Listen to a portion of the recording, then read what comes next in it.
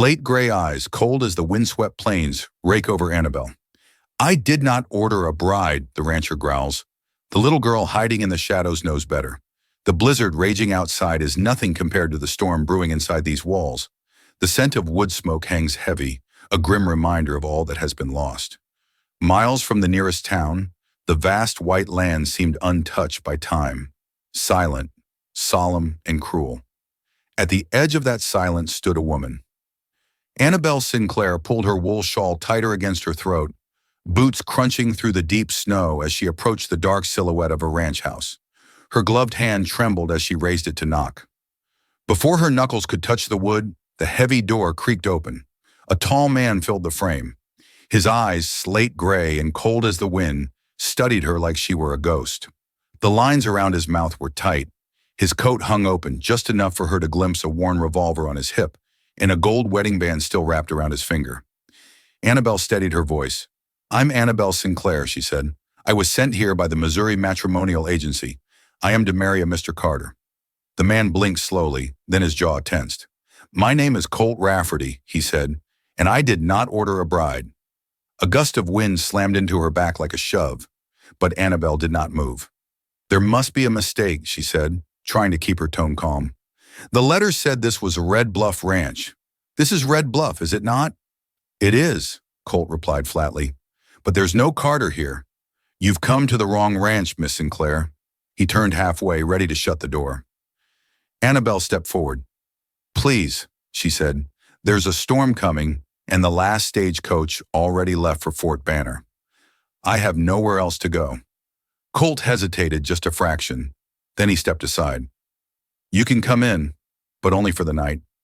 She exhaled, her body aching with cold and exhaustion, and crossed the threshold. The warmth inside felt like falling into a memory. The ranch house was sparse but solid. Stone fireplace crackling, rough honeyed furniture, walls that whispered of years without laughter. She placed her small travel trunk near the door and looked around. A single child's bonnet hung beside a man's rifle. A child's wooden horse sat abandoned near the hearth, and on the mantel, half-dusted, was a woman's portrait. Colt followed her gaze. "She passed 3 years ago," he said stiffly. "My wife." Annabelle nodded softly, then turned back to him. "I did not come here to replace anyone," she said. I have nowhere else to be." He said nothing, just motioned to the spare room down the hall. "You can sleep there tonight. In the morning I will take you back to Fort Banner." She wanted to argue, but she was too tired, so she nodded and turned toward the hallway. Then, before she could take another step, a sound stopped both of them. Soft footsteps. Out of the shadows of a nearby room, a small figure emerged. A girl no more than 5 years old, barefoot in a faded blue nightdress.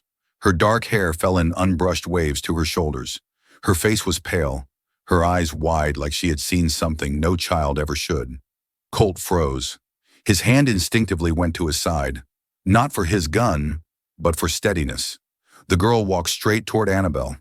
Not a word was said, and then tiny fingers reached out, clutched the edge of Annabelle's skirt, and in a voice that had not been heard for 3 years, soft, breathy, broken, the child whispered, "God finally sent you to us."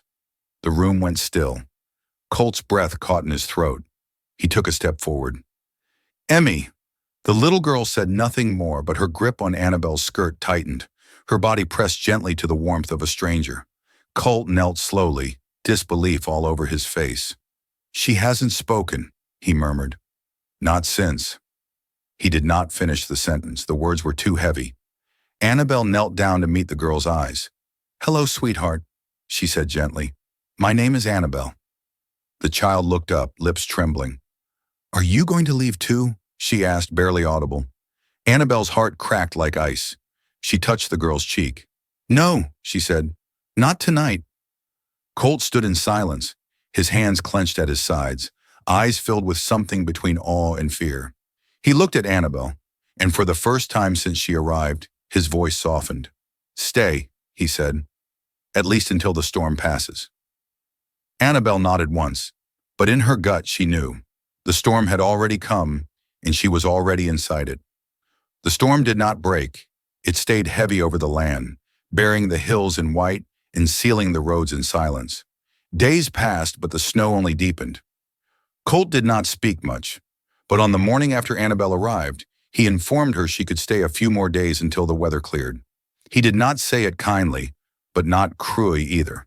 It was simply fact. Annabelle accepted without question. She had nowhere else to go. The ranch house felt like it hadn't changed in years. Time clung to the corners, heavy, unmoving. On the mantel, the photograph of a woman watched over the room with quiet dignity. Her hair was pinned high, her smile delicate but unsmiling. A thin layer of dust on the frame suggested it had been untouched for months, perhaps longer. A piano stood in the parlor, its surface scratched, keys yellowing.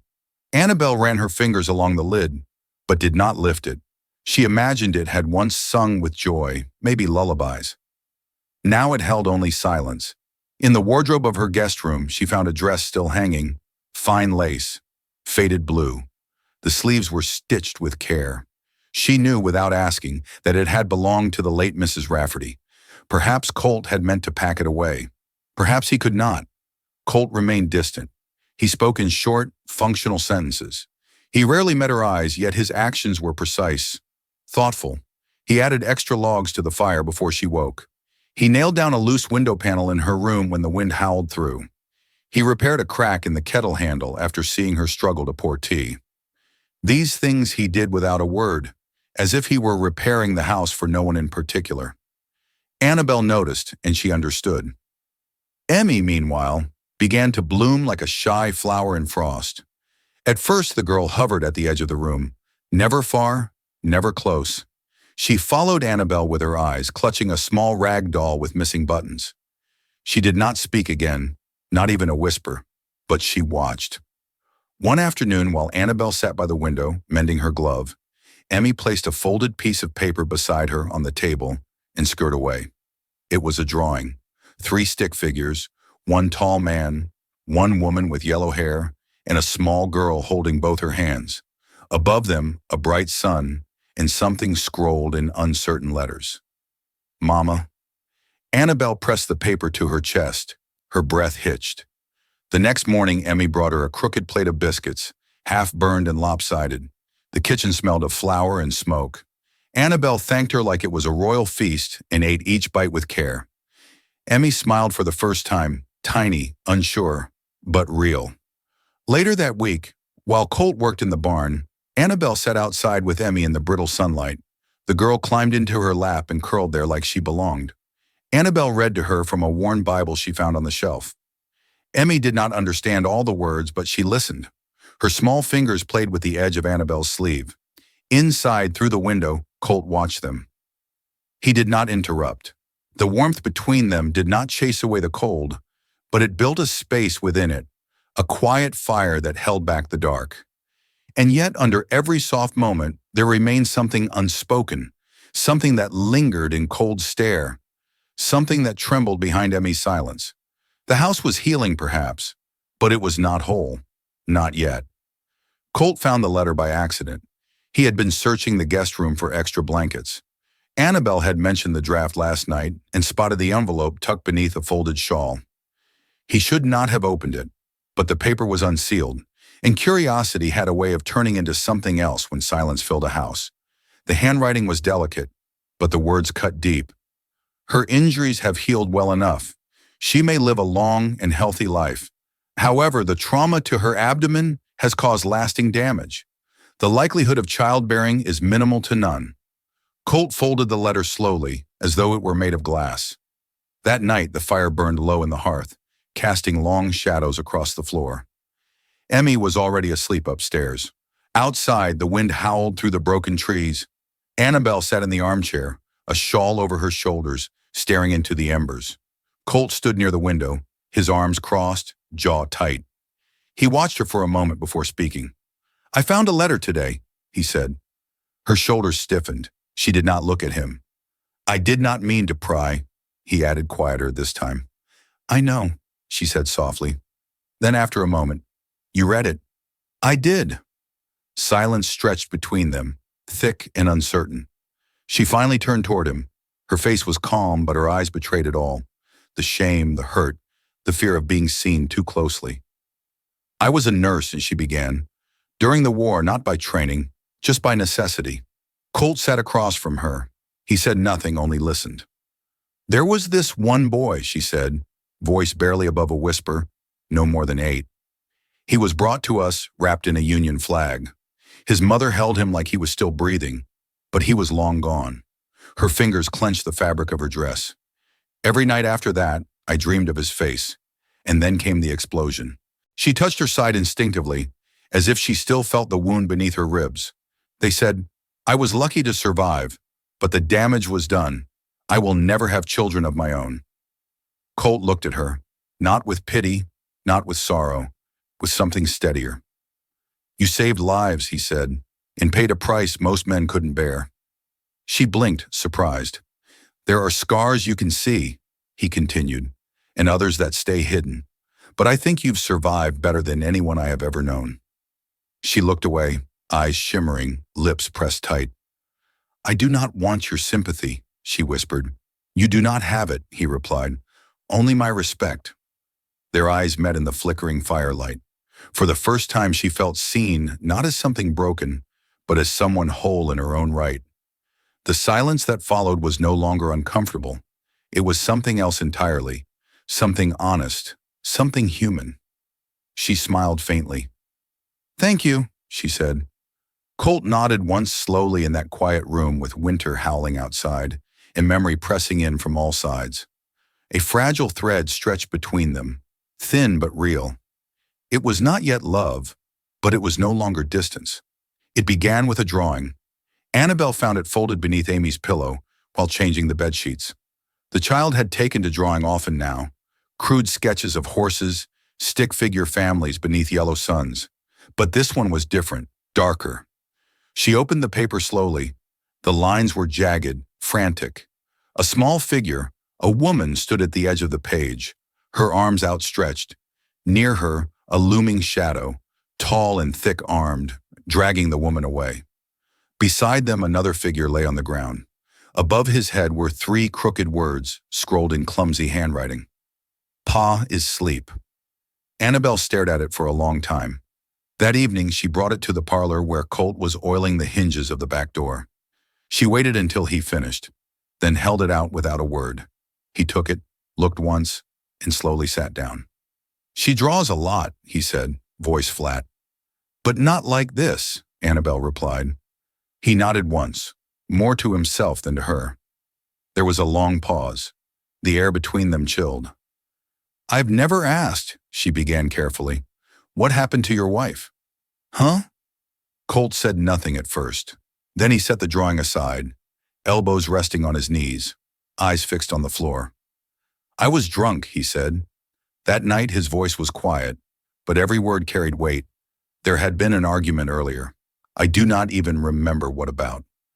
She went upstairs with Emmy, and I stayed by the fire, drank more than I should have. When I woke the next morning, he stopped. Annabelle leaned forward gently. What did you wake to? Colt's eyes were hollow, blood on my shirt, on the floorboards near the back door. My wife was gone. So was her coat. He rubbed his temples with both hands. The sheriff came, asked questions, but there was no body, no note, just gone. They ruled it a disappearance. And you? She asked softly. They said she ran off. Others weren't so sure. Annabelle watched him carefully. Do you believe you hurt her? His jaw clenched. I do not know. Silence fell again, heavier than snow. I've tried to remember, he said. I've prayed for dreams, flashes, anything. But there is nothing. Just the hangover and that damn blood. Annabelle swallowed hard. Why didn't you tell me? Colt looked up at her finally. Would you have stayed if I had? She had no answer. Later that week, when Colt took the wagon to town for supplies, Annabelle made her way on foot to a nearby cabin tucked at the edge of the woods. It belonged to a woman the townsfolk had mentioned, a widow named Mrs. Hargrove, said to be half-blind, but sharp as winter air. Mrs. Hargrove answered the door with a shawl wrapped tightly around her bones and a long scar down the side of her neck. She peered at Annabelle with one good eye. Colt Raffert's woman, are you? I am staying with him, Annabelle said cautiously. I have questions, the old woman grunted. Don't we all? Annabelle explained what little she knew about the drawing, about the blood, about Colt's lost memory. Mrs. Hargrove listened, rocking slowly on her heels. That night, she said finally, I heard something, a scream around midnight. But my husband was already dead by then, and I don't go looking for trouble in the dark. Next morning, I saw footprints in the snow leading from their place down the ridge. Just one set? Annabelle asked. Two, the woman replied, but only one returned. Annabelle's heart skipped. You told the sheriff? Sheriff was Colt's cousin. Didn't want scandal. Told me not to talk, so I didn't. She looked away, voice softening. But I always felt that boy deserved the truth, even if he was too broken to look for it. Annabelle stood in the doorway, wind brushing her cloak, mind spinning. Footprints, a scream, blood Colt could not explain, and a child who remembered more than anyone thought. The past was not dead. It had only been sleeping. The snow did not let up, but something inside the house began to thaw. Each day brought small, quiet changes. Emmy laughed now, soft little chirps like wind chimes in spring. Annabelle taught her how to thread a needle, to pull the thread gently through cloth without tugging. Their first project was a handkerchief. The stitches were crooked, the pattern messy, but Emmy beamed with pride when she finished the first flower. Colt watched them from the doorway one morning, arms crossed, leaning slightly against the frame. He said nothing, but Annabelle noticed the way his shoulders lowered, the set of his jaw relaxed. Later that afternoon, he took Emmy outside. The sky was a pale gray bowl above them, flakes drifting steady like feathers. He lifted her onto the back of a chestnut mare, slow and careful. Emmy's legs dangled far above the stirrups, but her grin stretched ear to ear. This one's gentle, Colt said. Her name's Lark. Annabelle stood at the fence, gloved hands resting on the worn wood. She watched as he walked beside the horse, one hand on Emmy's back, guiding her in a slow circle around the yard. Each time Emmy passed by, she waved. She trusts you, Annabelle said when they returned. Colt helped the girl down, brushing snow from her cap. I guess she knows when someone's worth trusting. At night, the wind howled harder than before. A full blizzard settled in, and the windows trembled against the storm's breath. When Annabelle stepped outside to bring in a forgotten bucket, the cold caught her throat like a slap. She wore only her shawl and a thin scarf. Before she could return inside, Colt appeared behind her. He reached without a word, pulling his own thick coat from his shoulders and draping it over hers. You'll freeze like that, he murmured. Their faces were close. Too close. Snow clung to his lashes to the brim of his hat. His breath curled in the narrow space between them, warm against her cheek. His hands lingered as he adjusted the coat's collar, fingers brushing her neck. Annabelle looked up at him. His eyes weren't cold anymore. They were tired, maybe wounded, but open in a way she had never seen before. Thank you, she said, voice nearly lost to the wind. He nodded once, then turned to open the door. Back inside, they stood near the fire, the coat still wrapped around her. Emmy was asleep in the rocking chair, her doll resting on her chest. The storm outside was merciless, but the room glowed golden. I met her at a fair, Colt said suddenly. Annabelle looked up. My wife. Her name was Eleanor. She wore blue, always blue, even in winter. She used to laugh at the way I walked in boots, said I looked like a stiff ox. Annabelle smiled gently. She sounds strong. She was, he said. She kept this place alive long before I knew how. Taught me how to cook, how to hold Emmy without panicking. I was no good at babies. His smile flickered, then faded. I still wear this. He lifted his left hand, showing the ring. Because I'm afraid if I take it off, I'll forget the sound of her voice. Annabelle reached out slowly, carefully. Her hand came to rest over his chest, just above the heartbeat. Maybe she said she wants you to remember something else now. Not just her voice, but the way she loved you and how much you still have left to give.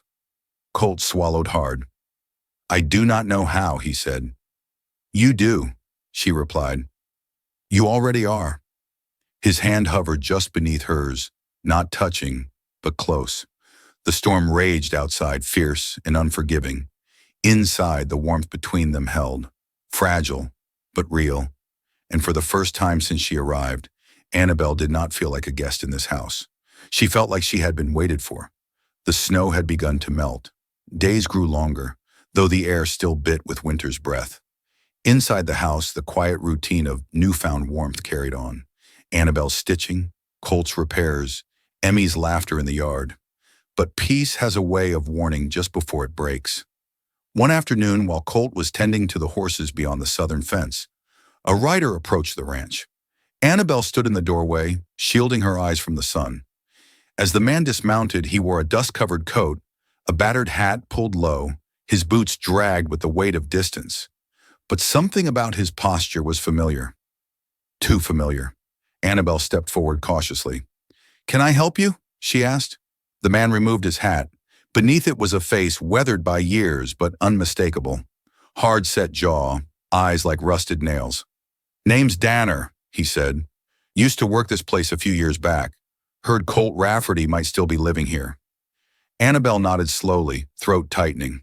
Emmy had come to the doorway beside her, small hand wrapped around Annabelle's fingers. But the moment the girl saw the man, her entire body stiffened. Then she turned and bolted. "Emmy!" Annabelle called. But the girl was already inside, vanishing down the hall. Annabelle turned back to Danner.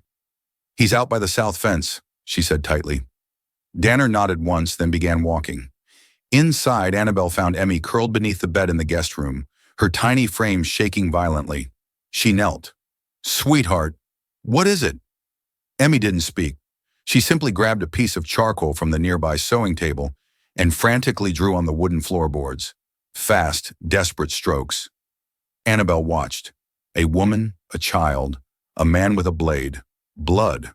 The same shadowy figure from Emmy's past drawings. Annabelle's heart pounded.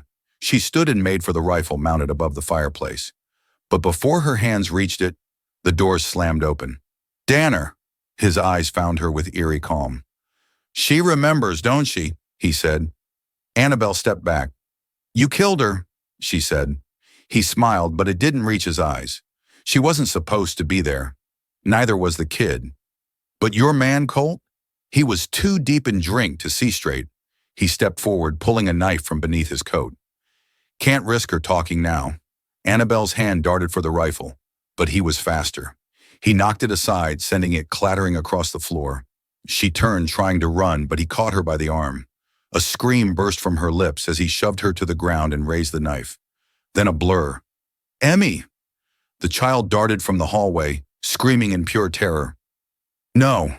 Annabelle twisted, throwing herself between the man and the girl just as the knife came down. The blade cut deep. She collapsed, blood blooming across her bodice. "Annabelle!" Colt's voice roared from the doorway. The crack of a rifle shattered the air. Danner stumbled backward, clutching his side. Colt advanced, gun still raised. Face a storm of fury. He kicked the knife from the man's reach and knelt beside Annabelle. Blood soaked the floor. "Stay with me," Colt said horrously. Annabelle's eyes fluttered. Emmy crawled beside her, sobbing uncontrollably. Then through the choking gasp came the sound that shattered everything. "Mama!" Emmy screamed. "Mama! Don't go!" Colt froze. Tears streamed down the girl's face as she clung to Annabelle's arm. Outside, neighbors drawn by the gunshot began to arrive. One of them, a former deputy, recognized Danner immediately. They called for the sheriff. It did not take long for the truth to unravel. With Emmy's trembling testimony and the neighbor's recollection of the scream years ago, Danner was arrested. Colt gave his statement with a hollow voice, but nothing mattered more in those hours than the fever that followed. Annabelle drifted in and out of consciousness, her skin pale as moonlight, her breath shallow. Colt barely left her side. He sat through the nights mopping her brow, whispering her name, begging her to fight. Once when the fever broke briefly, she stirred. Her eyes met his. "You stayed," she whispered. "I never should have let you get hurt." He choked. She smiled faintly. Worth it for her. From the doorway, Emmy tiptoed in. She climbed onto the bed beside Annabelle and gently placed a damp cloth across her forehead, mimicking what she'd seen Colt do. Then looking at him, with eyes far older than her years, she whispered, She's my mama now.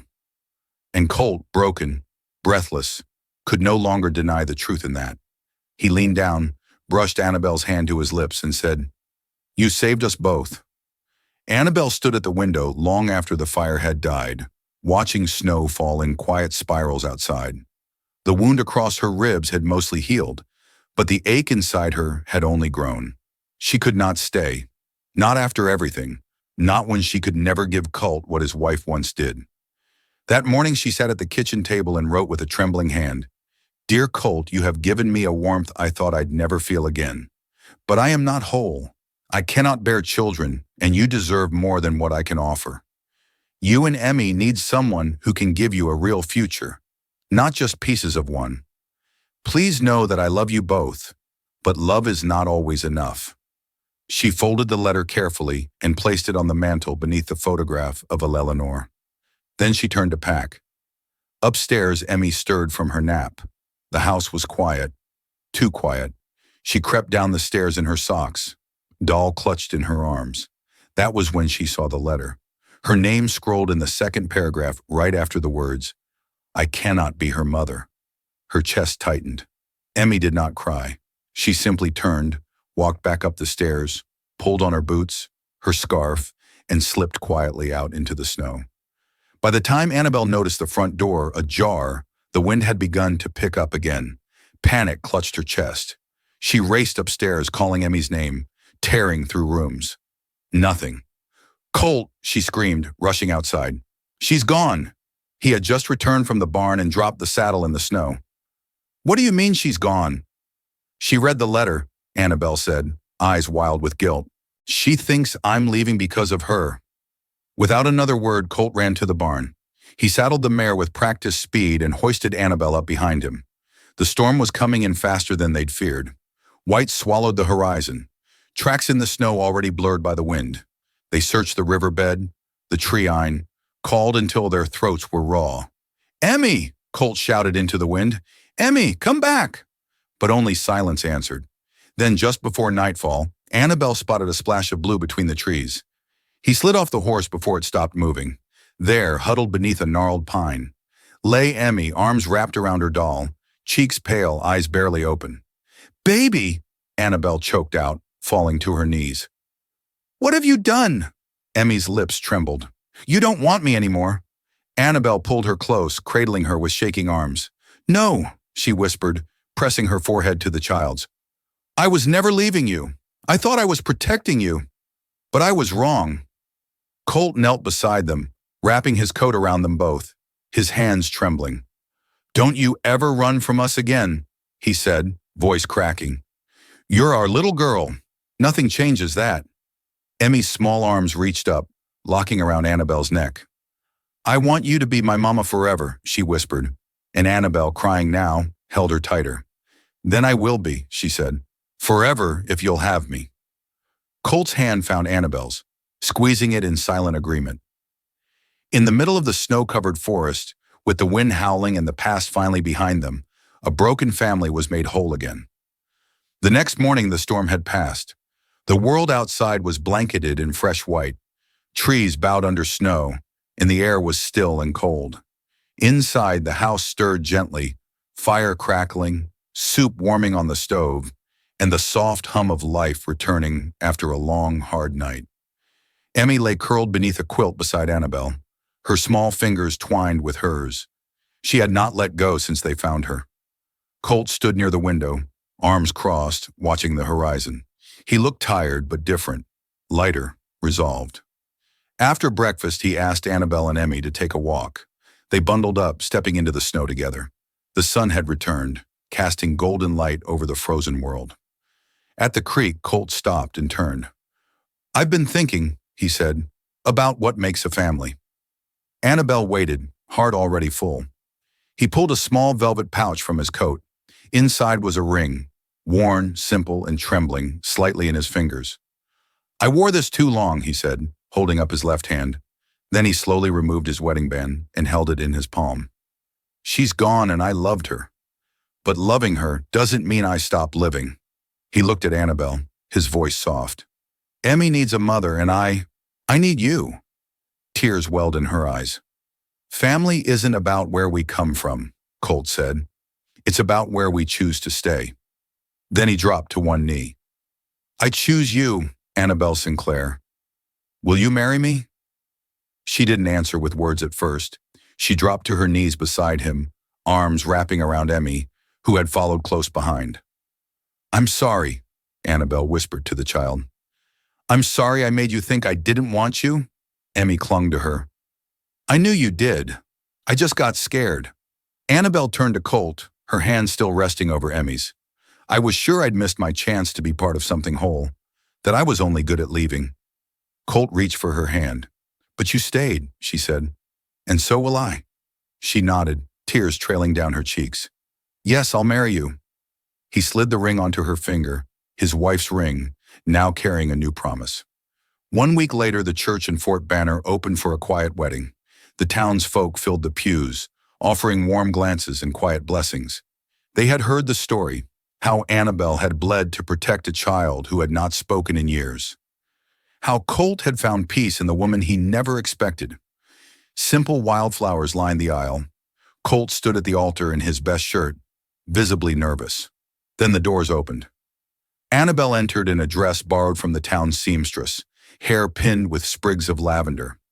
But it was Emmy who turned every head, walking proudly in her blue dress, scattering petals with the joy only a child could carry.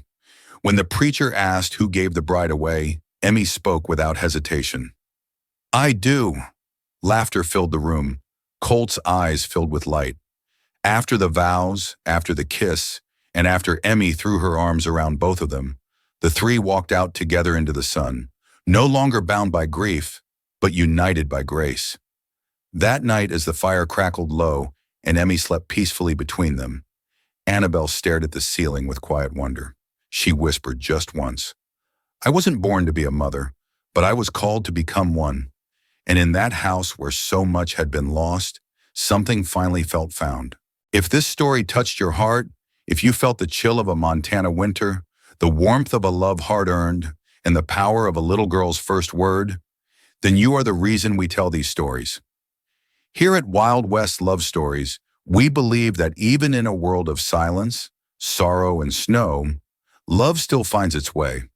From a forgotten war nurse to a grieving rancher, to the small footprints in the snow that led them home. This wasn't just survival. This was the story of choosing family and becoming what you never thought you could be. Subscribe to Wild West Love Stories for more unforgettable romances from the American frontier, where bullets missed but hearts didn't. Hit the bell so you never miss a love that defies time, blood, or boundaries. Because some families aren't born. They're chosen with courage.